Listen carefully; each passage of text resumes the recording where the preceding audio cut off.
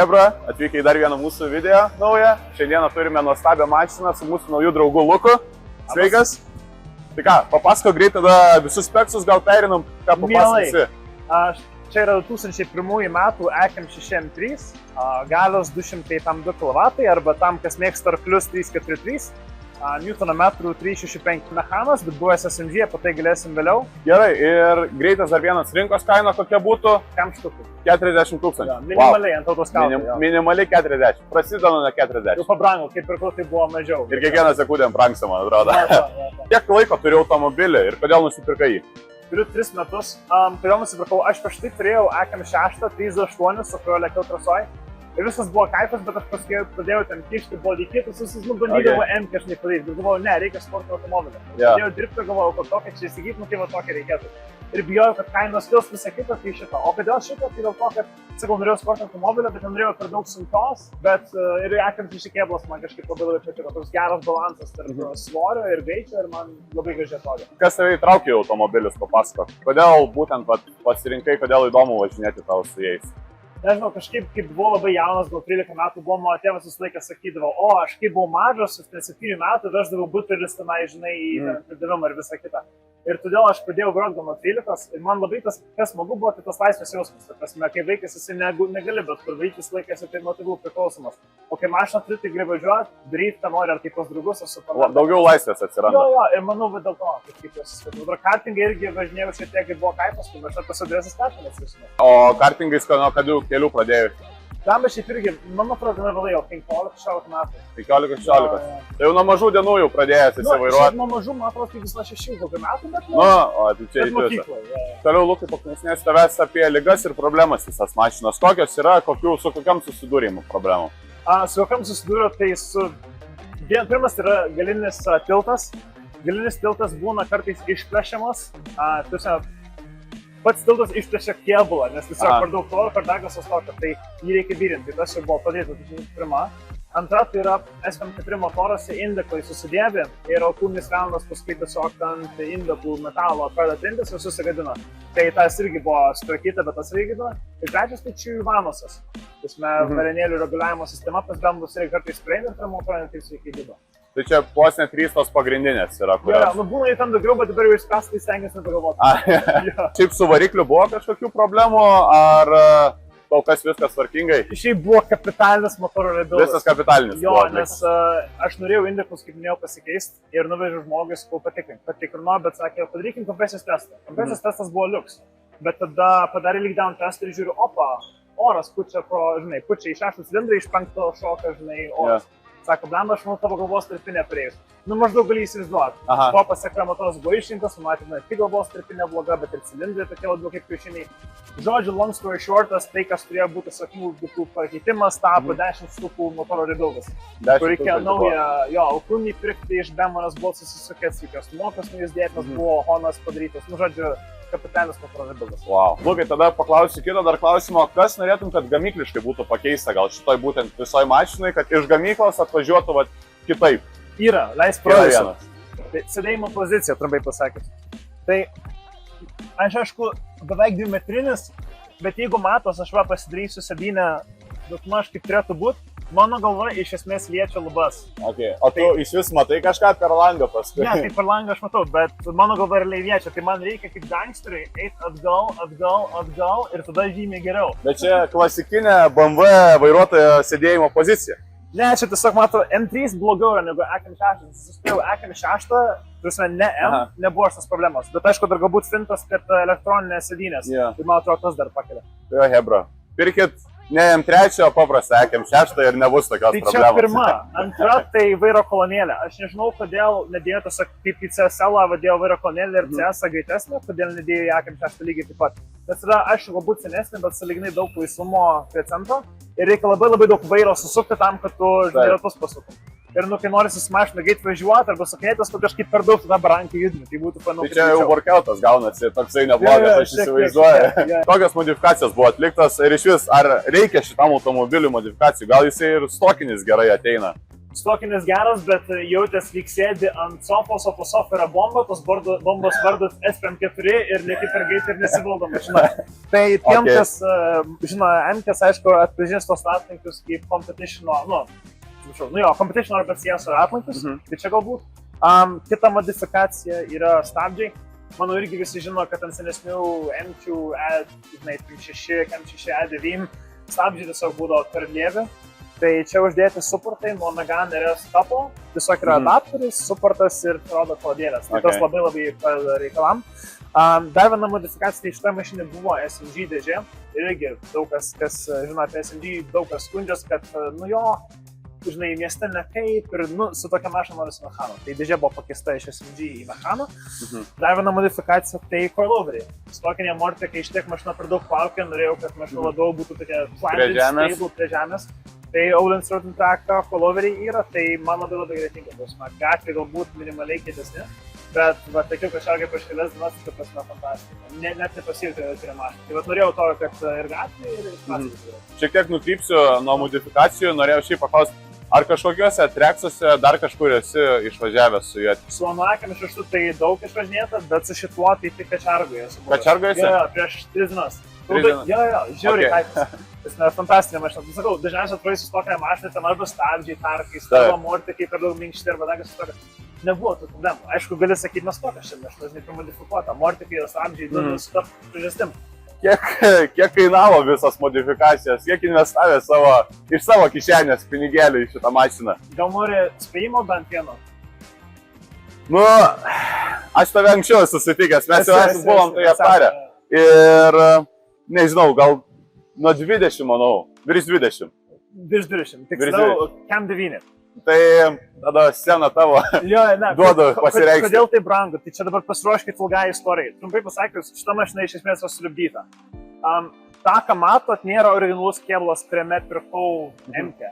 Kėblas, kurį pirkau pasigalėsniai mesti fotkės, buvo žiauriai blogas, stakanai priekiniai buvo, totaliai išplyšę, galinis tiltas, apie kurį minėjau, kurį yra įtrūkę, buvo žiauriai blogai remontuota, nes kėblas buvo iš Niujorko, tam buvo daug kliūdžių ir, žodžiu, man reikėjo kito kėblo. Aš maniau, kad man tiesiog išeis, žinai, kėblinį žmogui duoti sutvarkyti, bet reikia visą kėblą. Tai to pasakoje reikia pirkti Imola Red spalvos kėblą, nes mano originali mašina buvo Carbon Schwartz Blue, žymiai dažnesnė spalva. To pasakoje reikia realiai viską permesti iš senos mašinos į šičią. Todėl iš esmės viskas yra perrinkta. Tai visas kėbulas vos nėra naujas. Jo, tai aš pirkau realiai tik tai kėbulą ir duris. Okay. Visos kapotas, sparnai, priekinis bamperis, galinis bamperis yra iš kitos mašinos. Viskas buvo perdažta prieš 2-3 metus. Wow. Salonas irgi lygiai taip pat galite ateiti parodysiu. Tai pirkau mašiną buvo cinamonis, bet irgi labai suplėšytas. Čia yra raudonas salonas, kuris buvo pirktas iš Danijos. Tai irgi vėl, čia nėra originalios mašinos salonas. Tada jeigu šiftai žiūrėsit, tai lygiai taip pat, kaip ir minėjau, buvo pakeista iš SMG mechaną, bet dažnai skundžiasi irgi vairuotojai, kad per didelis, per tolimas trau yra ant M6. Tai galvoju, noriu trumpesnį, čia yra įdėtas ir po shifteris, tai aišku, jis toksai love-hate'as šiaip atrai yra, nes kuriem myli, nes kaifas žiauriai direct, žiauriai greitas, bet daug kas taip pat ir nekenti, nes prie labai reikia priprast ir jis labai suaštrina mašiną. Tai jo, tai daug pinigų įdėta, bet čia, sakau, čia įskaito 10K motorų rebuildą, čia įskaitant 3000 ant taulinsų, 3000 dažymo, 2.8 ant salonų, bet gali, jeigu 100 modifikacijas, tai eitų čia 5, bet šiai dienai su visą modifikaciją susikuo, Cam 9. 49, pilnai sudėta į visą mašiną šitą. Per daug. Šiaip per daug. Bet ar gailiesi, ar kaifas yra tas jau toks, kad tu atsisėdė į mašiną ir toks, pamiršti, kad tas 40 jau virš 1000, tipo vos ne... Ne, sunku pasakyti, ar galėtas ar sentimentalus žmogus, tai, žinai, tai yra šios mašinos iš esmės istorija. Tai ar gailiuosi, ne, ar kitą kartą daryčiau žymiai, kad tai be abejo, tu atpirkčiau žymiai tvirtesnį. Ne, tai aišku, jo, tai jeigu jau žinotum iš karto plius minus ką. Tai yra žmonių, kurie, pavyzdžiui, turi competition versiją šitos mašinos, kur ten kainavo jam 200-205 tūkstančius, kas, žinai, yra kaifas. Tai be abejo, žinai, aš sentimentalus, tai istorijos galbūt nekeičiu, nes tie visi sunkumai yra šios istorijos mašinos dalis, bet ar kartuoju tą patį, tai tikrai ne. Tikrai ne. Bet šiaip fainas čia trumpai momentas yra, kad kadangi mašina, ant odometro rodo 280 tūkstančių kilometrų, kas yra dafiga. Bet savo motoras rinktas prieš 15 tūkstančių, jinai važiuoja labai šviežiai. Tai realiai kaip nauja vos ne mašina yra ir tu, kai viską esi, manau, pats pasidaręs, tai jinai kaip vos nešviežia mašina, jau ta rida jau net nebetenka vos neprasmės, tai rida jau. Jo, vis tiek kėblas, vis tiek tos stresas suima, kai išėdavo kėblas, jau spalnėme pakeista, tai galbūt tas laisvumas irgi iš dalies dar yra išsinu, bet jo, kai daug kas pakeista, tai nežiūri į ridą, tiesiog mašina gerai važiuoja. Ir šiaip tas smagu su didelė rida, kad nereikia mašinos taip toliai tausoti. Nes ant popieriaus nėra, netrauks tiek daug pinigų, kiek, pavyzdžiui, minėjau, autoskautą, ten, žinai, tam štukų. Vis tiek jau rebuildinta visą kitą kainuos mažiau. Bet tai fainas dalykas, nes reiškia, kad tu iš tiesų tą mašiną gali vairuoti. Jo, tau nereikia sausot, nereikia ridos žiūrėti kiekvieną, kad į metus 3000 važiuoji ir viskas, daugiau nieko. Organizuoju mytus, sakėm, 6, ir ta prasme, įdomus dalykas yra, kad pusė žmonių, kurie atvažiavę, sako, mes laikom mašiną gražus, bet tiesiog nenorim drožti, jų pasė, kad tampa gražus. Tai čia irgi toks kaip ir unintended consequence. O pala dar minėjai, kad mytus darai, Jakem 6, tai galim pareklamuoti, tokia reklama mūsų, bet gali pasakyti šiaip ką, tipo, ko užsiemi, šiaip ta istorija pati, gal paskui dar paklausinėsiu, bet šiaip ką apie mytus, čia pats nusprendėjai daryti juos, ar... Jo, aš įsigijau šitą ir kažkaip galvoju, būtų įdomu, kiek kitų yra, žinai, iš tų mašinų Lietuvoje. Pasitikrinau Facebook'e, nebuvo grupės, tai sukūriau AKM6 M3 savininkai LT, tai jau kas turi žiūri, tai ateikit. Ir nebuvo jokios prasmės, tiesiog suburti febrą ir dabar yra gal 5 nariai, kiekvieną čekinu, kaip įsijungia, ar turi M3 paklausę, aš jums fotkę, gerai, fedu. Gerai. Ir organizuojam vieną kitą mytą kažką. Labai smagu, tikrai. Gerai, tvarkoj, tada gal paklausiu apie įsimintiną nuotykį. Ar turi kokią? Yra keli, tai, sakau, Kačiargai buvo kaifas lėkti, nes tiesiog fantastika. Ir dar šiaip norėjau paminėti įdomų tokį fenomeną. Tai, aišku, aš nevažiavęs 7 metus nuo Festapo visą kitą ir ten žiauriai gerų laikų, žinai, nedaug sukau ratų. Bet buvo kas kaifas, tai kad su šitą mašiną važiavau 1.8, kas nėra dafiga daug. Ir tada daviau trasos, neminėsiu vardą, bet žmogų, kuris yra sumušęs rekordą Kačiargai, kad suprast, kiek skirtumas tarp manęs ir žmogaus, kuris normaliai moka važiuoti. 1.4 buvo. Bet čia abiem žmonėms sėdint šitoje mašinai pagal taip, kokia jie dabar yra. Bet kas tom, tai jis minėjo, kad mano, kad šita mašina laisvai važiuotų 1.2. Kas šiaip, manau, yra gana cool, kaip tokio pobūdžio mašinai. Žiauriai, šiaip, jo. Tai tokia mažytė ir tie gali spausti. Tai pirmas dalykas trasa, o antras dalykas, jau tripinom kelis kartus su mergina į Nürburgringą esam nuvažiavę šiais metais. Darnais metais nuvažiavome iki pat Ispanijos šiaip su ją. Mūsų šiaip spotino toksai, su papė spotting yra Instagram'e, gali pasižiūrėti prancūzų. Galėsim uždėti. Jo, tai postą galėsim iškelti. Mes mane paspotino Saint-Jean-de-Luz, Prancūzijoje. Ir sako, netikiu, čia žmogus važiavo iš Lietuvos ir užmetė Google Maps, žinai, nuorodą, kiek ten kilometrų. Ir man buvo taip juokinga matyti komentarus Instagram'e, ten galėsit pasižiūrėti irgi, nes mes nuorodą. Visi sako, čia lietuviškas gangsteris, čia net važiavo iš Lietuvos, bet su tralo atsivežė, žinai, tralatį, sako, mes taip pridarėm iš Latvijos, atsižinome, atsišipino mašiną visą kitą. Tai tas man fainas iš tą mašiną, kad jinai, galbūt kaip M3 konceptas yra, kad tu gali įlėti traso, jeigu nori, bet taip pat tu gali autobaną įlėti 16 arba, žinai, 200, ne, pagal greičio limitą važiuoti. Ne, autobanė, teisingai. Autobanė, jo. Tu gali važiuoti tokiu greičiu, iš tiesų yra sąlyginai komfortabilu, tu gali jau tripinti ir neskauda. Į Nürburgringą lėkėm, tai čia buvo 4 žmonės, 2 žmonės sėdėjo gale, kas aš maniau, kad bus problema, bet nebuvo. Kai atvarėme į Kačiargą, čia tilpo 4 ratai žmogaus, samdu lėkė draugas, tai pas jį netilpo, tai pas mane įsidėjo. Tai tas universalumas galbūt yra smagus dalykas, tai tiek roadtripam, tiek trasai. Ir šiaip kaip sakei, kad dėl tos ridos, kad jau jinai ganėtinai didelė ir jau nereikia tiek vos neparintis, tai gali, tas smagu yra, manau, kad tu tą mašiną gali išnaudoti kiekvienoje vos ne gyvenimo situacijai, manau, kad tu gali ir su ją roadtripint, gali ir po miestą važinėti, gali ir trasoje būti. Tai manau, tokia labai universali mašina yra, tai gera tikrai investicija, o gal bloga istorija kokią turi, nežinau. Ne, galbūt, kaip minėjau, su kėblu, tada kai sužinojau, kad reikės seną kėblą mesti ir kito ieškoti. Jo, tai man čia žiauriai pasisekė, nors tuo metu buvo Klaipėdoje tasai kėblas ir dar palankis spalva, bet kitą dieną žmogus važiavo į Vilnių, kitą kėblą pasimti man galėjo atvežti, man žiauriai pasisekė. Sukrito kortos labai. Iš tiesų, nesveikai sukrito, nes aš po to nežinau, ar esu matęs Moller Rider ir dar tokio stovi, tas kėblas iš Kalifornijos, tai jis neįrodarės, neturi iš viso. Vėl, spėjau daugelis, kas žiūri, žino, bet SPM4, man atrodo, yra pats įspūdingiausias ir geriausias atmosferinis BMW 6 cilindrų motoras ever sukurtas. Nes po to jiem ėjo, kaip aišku visi ir žino, V8 ir po to jau buvo turbininės. Ir šitas motoras turi, matau, aukščiausią specific capacity, tai yra arkliai per litrą iš visų 6 cilindrų atmosferinių motorų, kuris BMW'as yra pagrindinės lygtais. lyginant su kokia komplektacija, čia apie bus 100 gal 5 kažkas tokio, kas šiaip yra gana šustrai.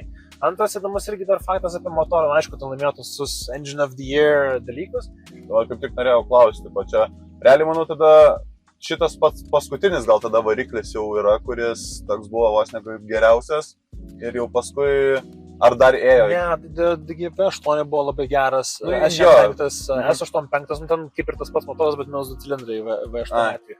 Tai dar tie labai labai geri, aišku, panašias irgi problemas turi indiklai, visą kitą, irgi visi jau žino, bet ne, nesakyčiau, kad paskutinis geras motoras BMW bendrai. Ir dar įdomus šitas faktas šito motoro, tai kad aš dabar tiksliai neatsimenu, bet piston speedas, ta prasme, stumoklių greitis, ten man atrodo yra 4 aukščiausias all time, arba buvo tuo metu. Visam pasauliu? Visam pasauliu, po ten Ferrari, S2K, ir dar kažkas tokio. Ten man atrodo kažkurių laikų F1 stumoklių greičio, kas yra šiaip kosmosas. Aš būsiu kažką sumaišęs ir aišku, pažįstami, kurie ir prie BMW kislukai gaila, kodėl ten specifiškai nepasteitinai, bet Ne, bet šiaip įdomu, kad tokį faktą išveži. Nu, tipo, žinai, ir jeigu tu žinai tokį faktą, tai reiškia, yra kažkada buvo šnekėta apie tokį dalyką, aš manau. Ką galiu pasakyti apie AKM603 savininkus, bent jau tos, kuriuos esu sutikęs ir tos, kuriuos sutikęs nepykit, bet visi tokie nerdai. Milžiškai. AKM6 žino viską, ten knistukai, tas DIY, ten gyrės to motoro.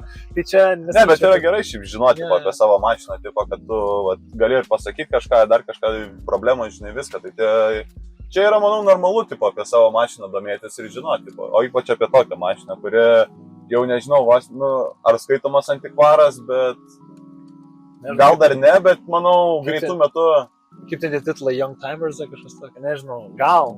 Gal bus po kažkiek laiko. Žmonės saugo, kainos kyla, iškrastos, dalys irgi kyla, tai kai kurios dingsta, tai prasme, bet ratlankiai, kaip minėjau, CS, o kodėl ne CSL, nes vėl BMW nerdai, kas žinos, tai yra 9,5 J, tai tas pats CSL, kas aišku yra tas išlengvintas AKM6, žinai, top modelis ir CS, kuris labiau panašus AKM6. Gal tas pats, priekis skirtingas. Ant CS ėjo 8 J, o CSL 8,5. Tai prikolas tas, kad galą gali gauti, priekį CSL negali gauti 8,5. Nebėra jau. Nebėra. Tai turi pirkti CS. Tai jo, dingsta dalis, tai jau galima ir skaityti kaip antikvarą vos, ne? Galbūt. Galima. Tai gerai, Lukai, ir tada paskutinis klausimas, ar mašina atitiko tavo lūkesčius, ar patenkintas ir ar viskas tikrai tinka tau? Taip. Viskas. Tada, ačiū tau labai, malonu buvo ir iki pasimatymo. Out in the sea, out in the surf.